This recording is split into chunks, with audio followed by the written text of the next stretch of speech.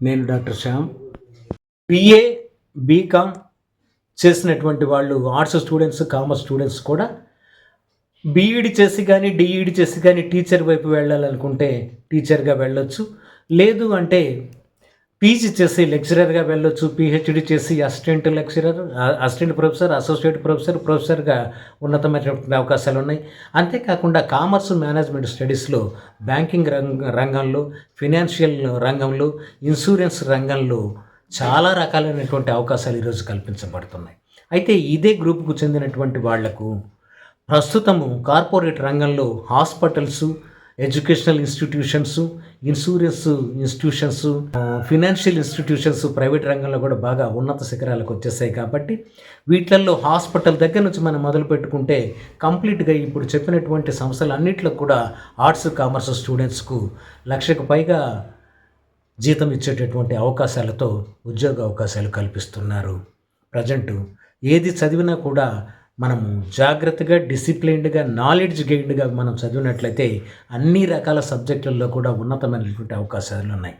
అయితే కాంపిటేటివ్ ఎగ్జామినేషన్స్కి వెళ్ళిపోయి IAS, IPS, group 1, group 2 లాంటి ఉద్యోగాలకు వెళ్ళాలనుకుంటే డిగ్రీ ఫస్ట్ ఇయర్ నుంచే మనము ఎన్సీఆర్టీ బుక్స్ 6వ తరగతి నుంచి 10వ తరగతి వరకు ఫస్ట్ చదువుతూ ఓన్గా నోట్స్ ప్రిపేర్ చేసుకుంటూ చక్కగా ముందుకెళ్ళినట్లయితే కాంపిటేటివ్ ఎగ్జామినేషన్స్కు ఏ కాంపిటేటివ్ ఎగ్జామినేషన్స్ అయినా కూడా కంప్లీట్ చేసి మంచి ఉద్యోగం పొందొచ్చు.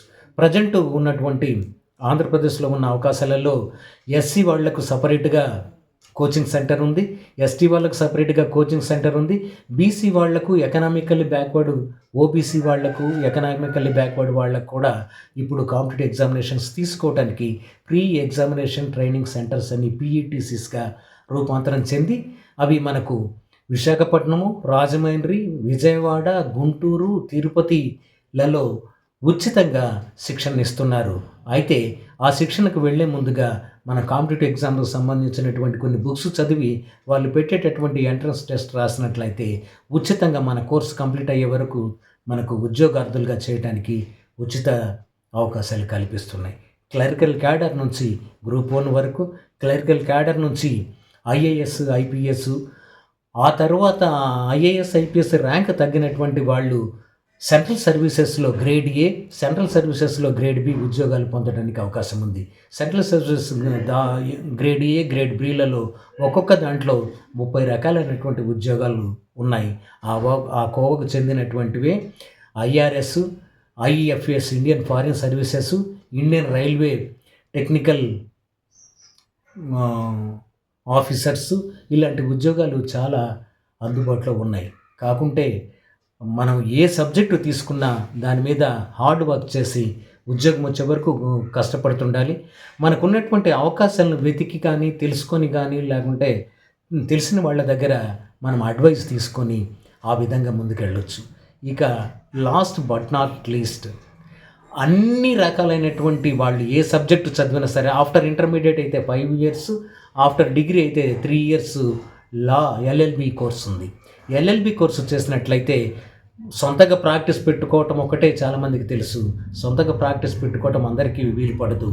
మనకు మండల స్థాయి కోర్టుల దగ్గర నుంచి, మ్యాజిస్ట్రేట్ కోర్టుల దగ్గర నుంచి, జిల్లా కోర్టుల దగ్గర నుంచి అన్నిట్లో కూడా junior judge, senior judge, civil judge, metropolitan judge, ఇలా అనేక జిల్లా కోర్టులకు అనుబంధంగా ఉన్నటువంటి కోర్టులలో ఉద్యోగ అవకాశాలు ఉన్నాయి.